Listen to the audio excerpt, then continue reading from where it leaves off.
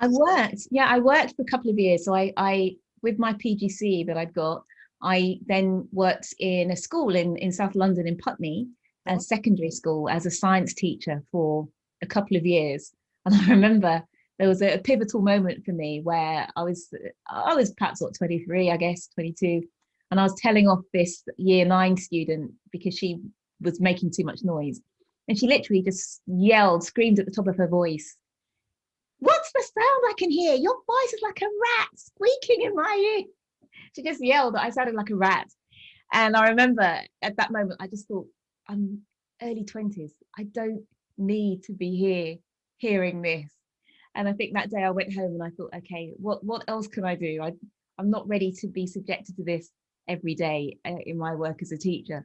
So at that point, I started looking at other steps that I could take, and decided I would go and go to the US and do a master's degree. So I remember, getting all the books and things, taking I think it's the GRE exam, and ending up going to live in Atlanta for several years and studying neuroscience or neurochemistry at Emory University.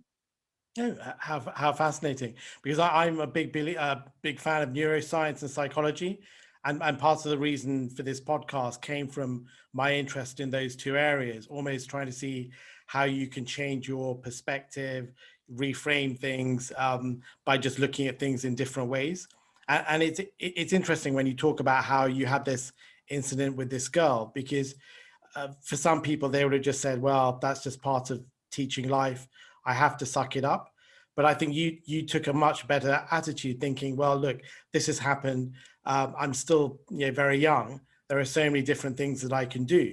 And rather than just staying where you were, you took action. And I think that's a great lesson for many people.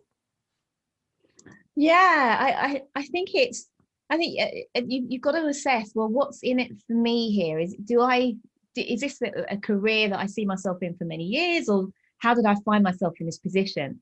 And if it's somewhere that you can see yourself moving on from, then why stay and suffer if that's not your long-term goal? And I think I see people who have, when I was doing a lot more coaching, you see people who are in full-time jobs that don't particularly enjoy it. And of course, you talk about careers, Harsha, so you know all about this. People in full-time jobs, they don't enjoy what they're doing. They're just there to collect the paycheck. And I think you've got to think, well, is this how I want to spend a significant portion of my life? Because time is the one thing that we cannot replace.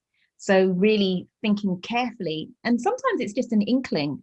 Sometimes you don't have a master plan, but there's just something in your gut that says, this isn't right, and you just have to keep taking the next step and the next step without necessarily even having a master plan, but just one step at a time, and eventually hoping that all those steps will take you to a place where, yeah, this is where I need to be. And the experiences I've had in the past all lend themselves to me being successful in this moment, in this time that I'm at now.